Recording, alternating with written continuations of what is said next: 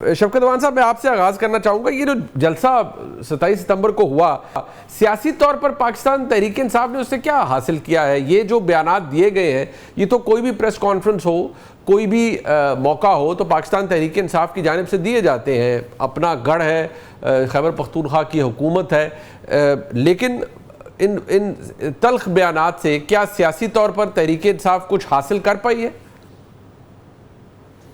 بسم اللہ الرحمن الرحیم. بہت شکریہ منیر صاحب، آپ نے بلایا. دیکھیں، سیاسی جماعتیں کسی بھی جلسے سے، کسی بھی احتجاج سے کیا حاصل کرتی ہیں.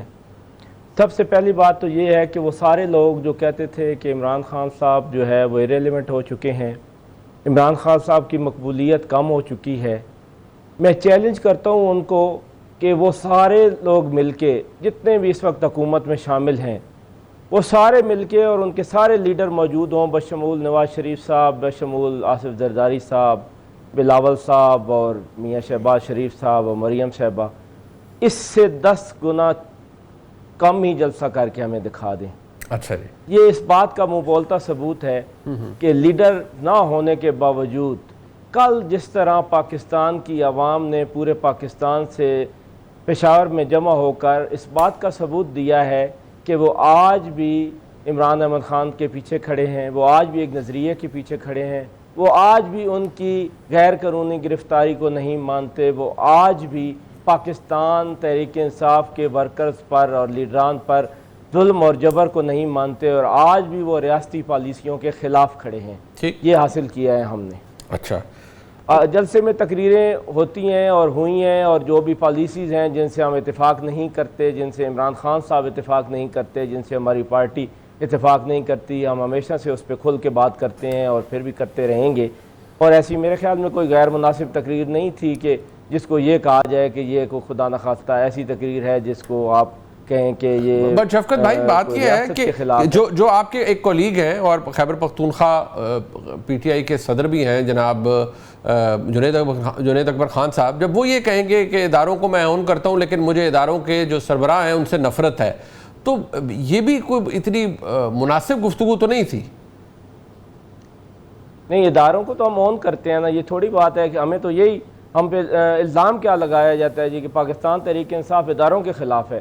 خدا نخواستہ ہم کسی بھی ادارے کے خلاف نہیں ہیں، سارے ادارے ہمارے اپنے ہیں اور پاکستان کے ادارے ہیں.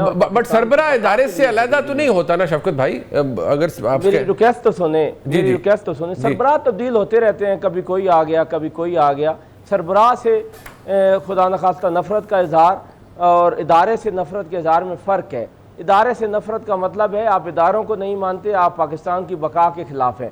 اگر کسی شخص سے آپ کو شخصی اختلاف ہو تو وہ قطعاً بھی ادارے سے اختلاف نہیں ہے، اور بالکل کسی سے بھی آپ کو اختلاف ہو سکتا ہے، کسی نظریاتی اختلاف ہو سکتا ہے، آپ کو اس بات پہ اتفاق ہو سکتا ہے، اس سے اتفاق نہیں ہو سکتا کہ ان کی پالیسی جو ہیں ان سے ہم اتفاق نہیں کرتے. لیکن ایک ہی پیغام ہم نے دیا ہے کہ ہم سارے اداروں کے ساتھ کھڑے ہیں اور پاکستان کے ادارے. بٹ شفقت بھائی، بات یہ ہے کہ 2019 میں جناب عمران خان ادارے کے سربراہ پر تنقید کو غداری سے وہ کہتے تھے کہ یہ اس سے ایکویٹ کرتے تھے کہ یہ غداری ہے، ادارے کے سربراہ پر تنقید. اور وہ وہاں وہ کہتے تھے کہ اگر آپ نے سربراہ پر تنقید کر دی ہے تو غداری ہے. تو آج تحریک انصاف کی اس میں کیسے تفریق کر پائے گی؟ ایک بات تو پہلی بات یہ ہے کہ ہم اپنی اس ساری پالیسی پر افسوس کا اظہار بھی کر چکے ہیں اور ہم اس کے لیے معافی بھی مانگ چکے ہیں کہ ہم نے کوئی ایسی جو بھی بات کی ہے. دیکھیں، عمران خان صاحب نے بھی کہا ہے کہ وہ میری غلطی تھی اور ہم نے بہت کچھ سیکھا ہے ان غلطیوں سے. میری دعوت ہے پاکستان مسلم لیگ نون کو، پاکستان پیپلز پارٹی کو، جو 4 دفعہ برسر اقتدار رہ چکے ہیں، کہ خدا را آپ بھی کچھ سیکھ لیں. آپ نے ووٹ کو عزت دوست کا سفر شروع کیا تھا اور آج آپ نے ووٹ کو بے عزت کر دیا ہے. اس سے بچیں اور حقیقی جمہوریت کے لیے کام کریں جس میں ہائیبرڈ سسٹم کا کوئی کنسیپٹ نہیں ہے. جو جمہوریت ہوتی ہے وہ خاصتاً یا جمہوریت ہوتی ہے یا ڈکٹیٹرشپ ہوتی ہے. درمیان میں یہ ہائیبرڈ سسٹم جو خواجہ صاحب مسلم لیگ نون کے رہنما لے کر آئے ہیں اور پوری بات کی مسلم لیگ نون اس پہ کھڑی ہے، اس کا کوئی وجود نہیں ہے. پارلیمنٹری سسٹم اچھا ٹھیک ہے، کہیں پہ بھی یہ نہیں ہے جی ہائیبرڈ سسٹم ہے، یا جمہوریت ہوتی ہے یا ڈکٹیٹرشپ ہوتی ہے. تو اس لیے ہم نے جو کوئی غلطی کی ہے ہم اس کی معافی مانگ چکے ہیں، اور ہم اب بھی چاہتے ہیں کہ ہر شخص ہر ادارہ اپنا اپنا کام کرے. بالکل ٹھیک ہے, یہ بات آپ کی درست ہے. ویسے اگر کوئی دیگر آئین کے اندر کوئی کانسیپٹ نہیں ہے ہائبرڈ نظام کا, یہ بالکل آپ نے درست بات کی ہے. سندھ صاحب خود ایک وکیل ہیں, کانسٹیٹیوشن کو سمجھتے ہیں. میں جو میرے ساتھ جناب رانا صاحب موجود ہیں وہ خود بیرسٹر ہے, خود آئین اور قانون کو بڑی اچھی طرح سمجھتے ہیں. رانا صاحب اس کی تو کوئی گنجائش نہیں ہے, یہ تو آپ بھی مانیں گے. لیکن اگر تحریک انصاف کہہ رہی ہے ہم اپنی پالیسی پہ ہم تو شرمندہ بھی ہیں, ہم معافی بھی مانگ چکے ہیں اگر ہم نے ماضی میں کچھ کہا تھا. آج آپ بہت خوش ہیں اس نظام کے اوپر اور جیسے یہ چل رہا ہے. وزیر اعظم صاحب نے کہا کہ بہترین ہے اور ایک پیج ہے اور بڑی اس میں ترقی مل رہی ہے. لیکن جو اس سے قباحتیں پیدا ہو رہی ہیں, جس طرح عوان صاحب نے فرمایا, ان کو آپ ایڈریس نہیں کر رہے یا شاید محسوس بھی نہیں کر رہے. دیکھیے بات یہ ہے کہ جہاں تک غلطی کا احساس ہو جانا, غلطی کو مان لینا, اس کو تسلیم کر لینا, یہ ایک بہت اچھا عمل ہے.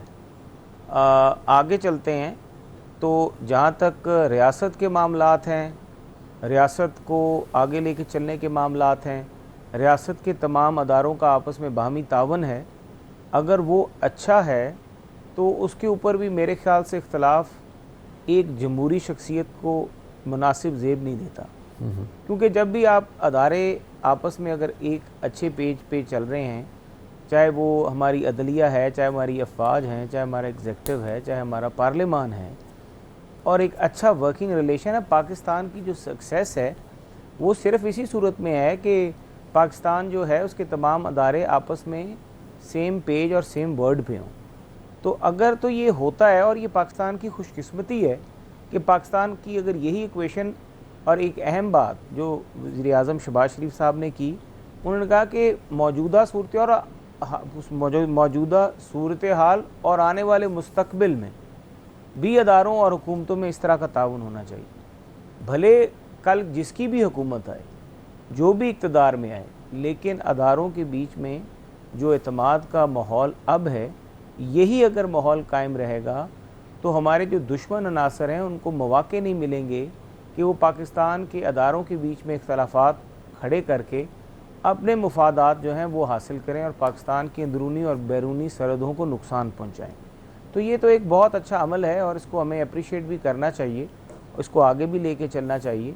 اور جہاں تک ابھی ایک پوری ریجنل پالیٹکس ہے, آپ یہ بھی غور سے دیکھیں کہ ہماری ریجنل پالیٹکس کے بیچ میں جنگیں اور جس قسم کے صورتحال پیدا ہوئے, جنگی صورتحال ہمارے تمام ہمسایہ ممالک اور اس پورے خطے میں نظر آ رہے ہیں.